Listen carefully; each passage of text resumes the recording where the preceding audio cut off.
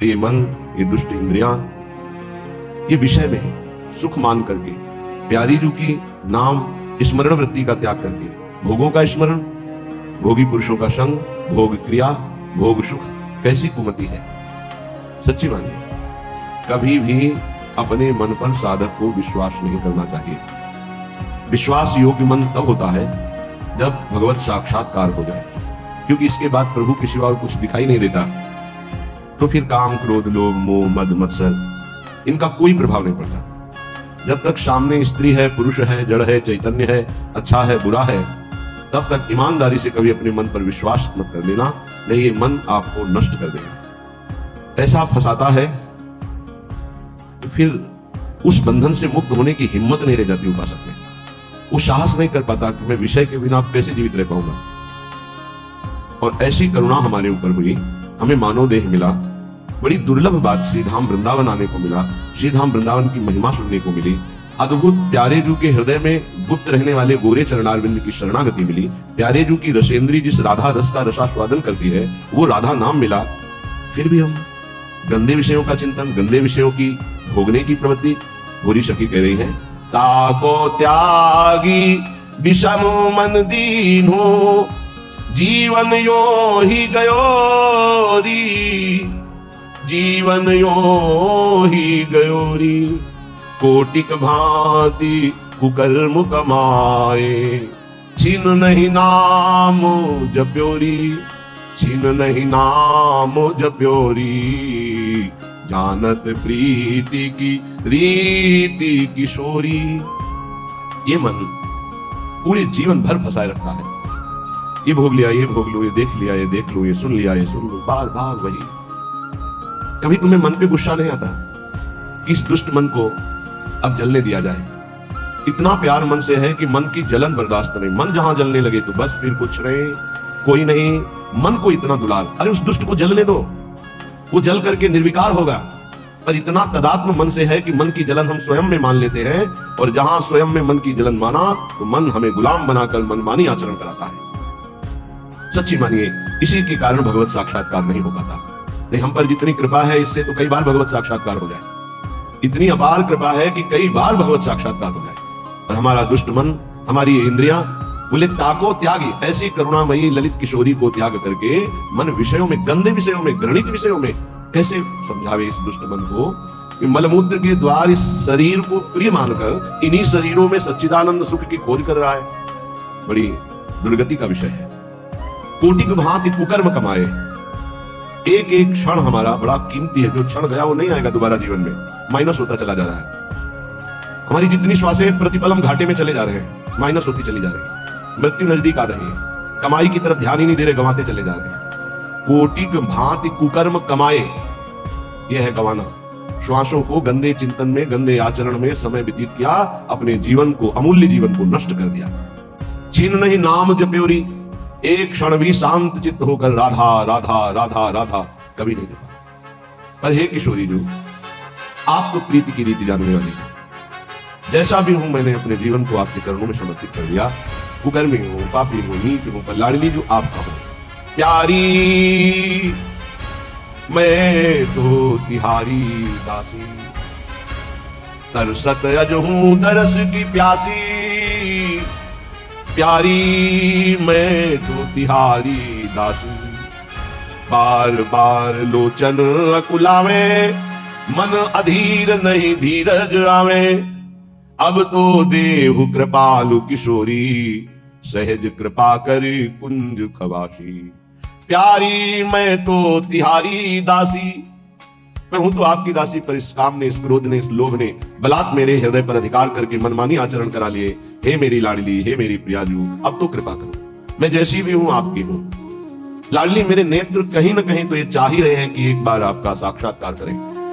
हे स्वामिनी जू, आप तो सहज कृपालु हो, तो आप कृपा करके अपनी रूप माधुरी का एक बार नेत्रों को पान करा दीजिए, तो मेरा मन, मेरी चित्त, मेरी एक एक वृत्ति आपकी दासी हो जाएगी।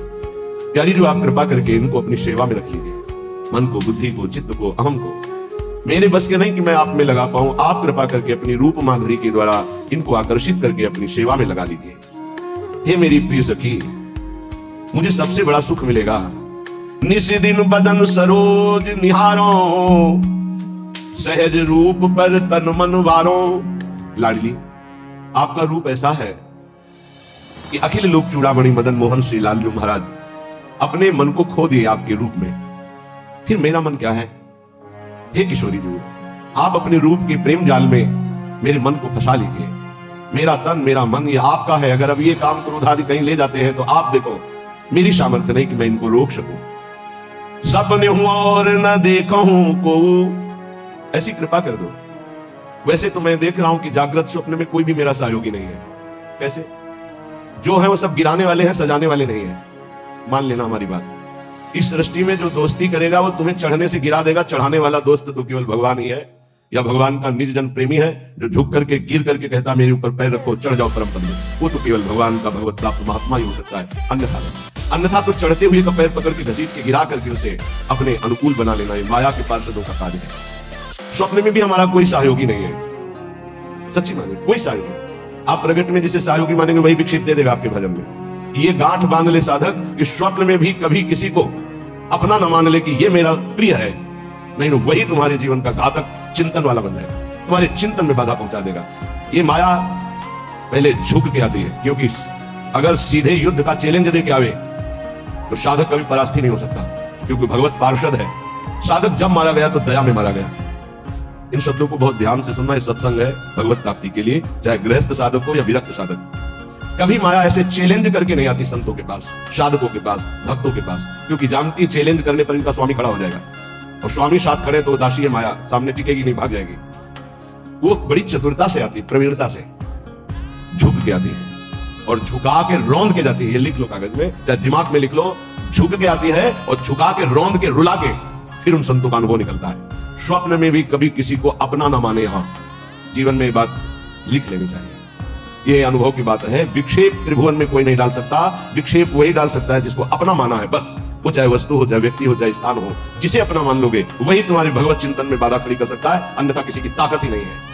और हम अपना कब किसको मानते हैं? जब कोई झुक के रो के आता है तो दया से द्रवित होकर के जेबी से स्वीकार करता है, तो उसकी दया का दुरुपयोग करके रौंदते रौंदते उसे भगवत विमुक्त करने की पूरी चेष्टा की जाती है। ये माया है। इसलिए असंगोहम पुरुषः, जिसने ये ब्रह्म सूत्र अपने जीवन में धारण किया, ये हम बहुत चूक की बात बता रहे हैं। दया बिना साधु कसाई, दया करी तो आफत आई।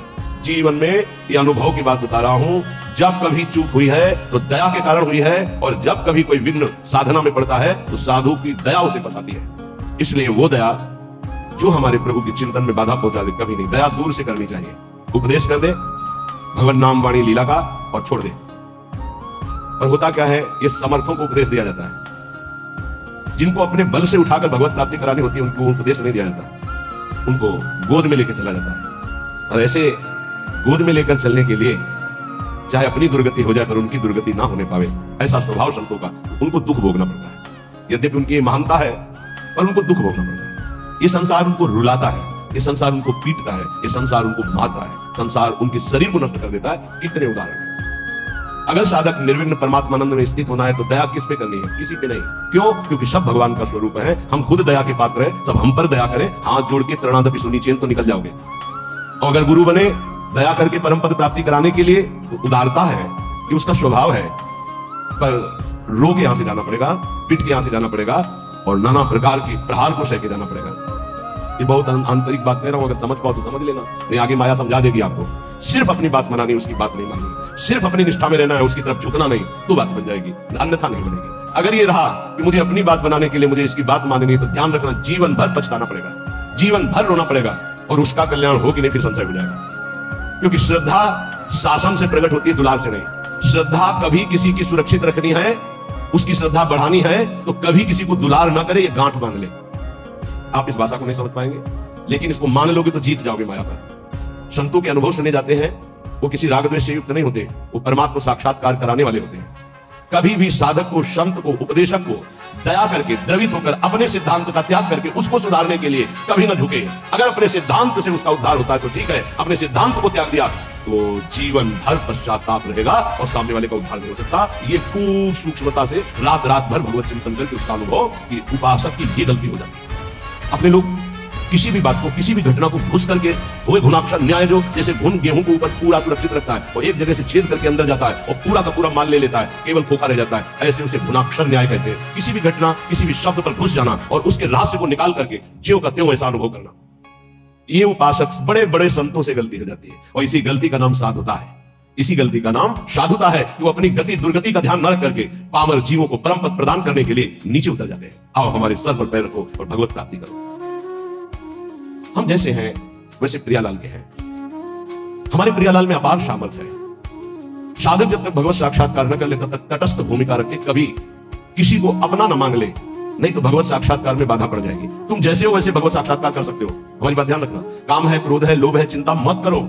ये नारकी गति प्रदान करने वाले शत्रु हैं, पर हम जिनके शरणागत हैं उनके प्रभाव से, जैसे जंगा लोहा पारस के प्रभाव से सोना बन जाता है, तो पारस भी तो जड़ है। जड़ पारस अपना स्वभाव नहीं छोड़ती, तो चैतन्य घन परमात्मा और हमारी स्वामिनी किशोरी जो वो अपना स्वभाव कैसे छोड़ देंगी? उनका स्वभाव ही है जो उनकी शरण में आ गया उसे निर्मल कर देना, प्रेम प्रदान कर देना। पर अपना कोई एक स्वप्न में भी नहीं होना चाहिए। सपने हो और न देखे तो कोई ऐसा सहयोगी नहीं है जो मुझे प्रियालाल में लीन करने का सहयोग करे। प्रियालाल से दूरी बनाने वाला मित्र तो मिल जाएगा।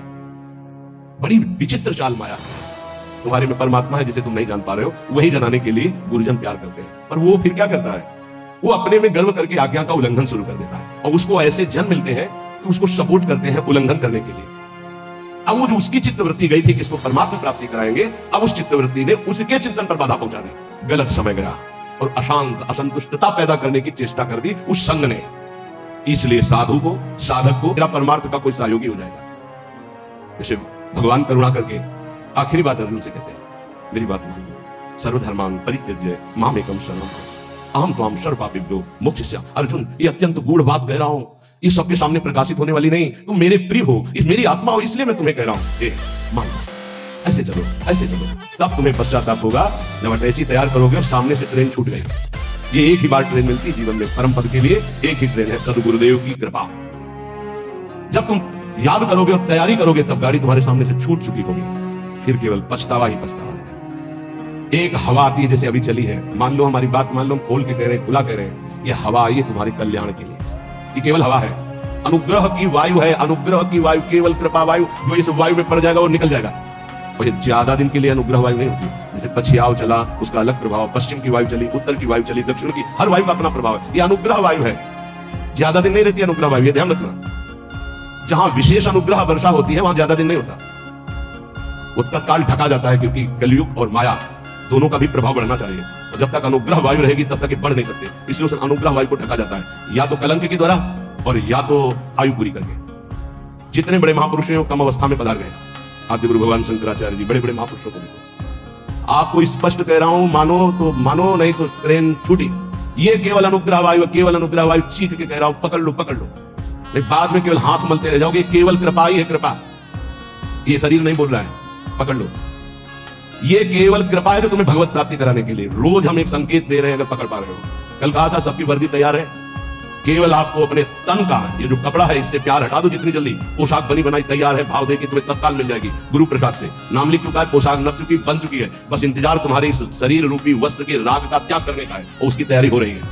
उसकी तैयारी तुम केवल सहयोग करना। लेकिन नहीं, ये मलिन मन, ये मलिन इंद्रियां बस इसी शरीर को मैं मानकर भोगों में सुख के लिए, वो इसी से प्यार, इसीलिए बहुत दूर नगरी नजर आ रही नहीं, बहुत नजदीक दिखाई दे रही है। बहुत कम समय के लिए अवसर मिला है, जिसे तुम वर्षों मान रहे हो, ऐसे चले गए, ऐसे चले गए। बहुत सावधान होकर जो सत्संग सुन रहे हो, कर लो भगवत प्राप्ति। तैयार केवल तुम्हें होना है भगवत प्राप्ति, तो इष्ट और गुरु कराएंगे, केवल तैयारी तुम्हारी है। अगर चूक कर गए, आपसे सच्ची कह रहे हैं, इस समय इसमें कोई जीवात्मा नहीं बोल रही, तुम्हें बात समझ लेना। जैसे भूत का आवेश होता है ना, तो झाड़ने वाला कहता है भूत बोल रहा है, इसमें गुरु कृपा से परमात्मा तत्व बोल रहा है। अगर तुम पकड़ पाओ तो पकड़ लो। खुला तुम्हारे कल्याण की बाजार लगी है, ये बाजार लग गई कल्याण की। इसमें कोई साधक नहीं बोल रहा है, इसमें कोई जीवात्मा नहीं बोल रहा है, ये हम इसलिए परिचय दे रहे, पकड़ पाओ तो पकड़ पाओ। वो स्वयं बैठ करके तुम्हारे कल्याण के लिए कर रहा है। उसे ये केवल ढांचा तुम एक व्यक्ति का देख रहे हो, तुम्हारे कल्याण के लिए केवल बोल रहा है, कल्याण के लिए केवल इस शरीर को चला रहा है, कल्याण के लिए केवल चेष्टा कर रहा है। अगर पकड़ पाओ तो पकड़ पाओ। ऐसे अवसर जब आते हैं तो बहुत कम समय के लिए ऐसे अवसर आते हैं। बहुत चतुर प्रवीण आदमी होता है जो सौदा तय कर लेता है और धनी बन जाता है, नहीं तो लोग इंतजार करते रहते हैं, जन्म जन्म इंतजार करते रहते हैं और सौदा नहीं हो पाता। गुरु से सौदा, तन मन प्राण श्वासें दे करके, नाम और मंत्र लेकर के उनकी कृपा से निहाल हो गए, आज तक जिसने सौदा किया, लेकिन सौदा कोई बिरला ही कर पाता है। तन मन प्राण श्वासें गुरुदेव को दे दिया, उनकी आज्ञा पर नाम मंत्र ले लिया, उसके प्रभाव से भगवदानंद में डूब गया। नहीं समझ गया, नहीं समझ गया। केवल गुरु आज्ञा का पालन करके भगवत प्राप्ति से ही गुरु ऋण से ऋण हो सकते हो, अन्यथा किसी और वैभव से या और किसी तपस्या से गुरु ऋण से नहीं हुआ जा सकता। मातृ ऋण, पितृ ऋण और ऋषि ऋण सबसे ऋण हो सकते हो, गुरु ऋण से नहीं। गुरु ऋण से सिर्फ भगवत प्राप्ति से ऋण हुआ जा सकता है। ये लिफाफा रखने से, ये नाना प्रकार की भोग सामग्री देने से तुम गुरु दीक्षा का दक्षिणा नहीं दे सकते हो। ये दक्षिणा हम बोले राधा श्री कृष्ण बिक जाए तो भी इसकी कीमत नहीं दे सकते हैं। वो कह रहे हैं आधा नाम ही मुझे खरीदने के लिए पर्याप्त है, पूरा धा बोलना तो बहुत बड़ी बात है। श्वास, प्राण, मन, तन समर्पित गुरु को उनकी आज्ञा पर कर्तव्य कर्म करना, मन समर्पित गुरु को आराध्य देव की नाम मंत्र और उनकी लीला चिंतन में लगाना। श्वास कोई खाली ना जाए, ये भेंट गुरुदेव को। तन मन प्राण कहते श्वास को कोई, अगर तन मन प्राण समर्पित हो गया तो सौदा पक्का। वो तुम्हारे अंदर है, किसी साधना से वो बढ़ता या घटता नहीं है, असाधन से घटता नहीं, साधना से बढ़ता नहीं है। ये अज्ञानी जीव नहीं समझ पा रहे। साधन से वो बढ़ता नहीं है, असाधन से घटता नहीं है। केवल असाधन त्याग से, साधना करने से पर्दा हटता है बस। तुम हटा पाओ ने खुद हटा के दर्शन दे देंगे।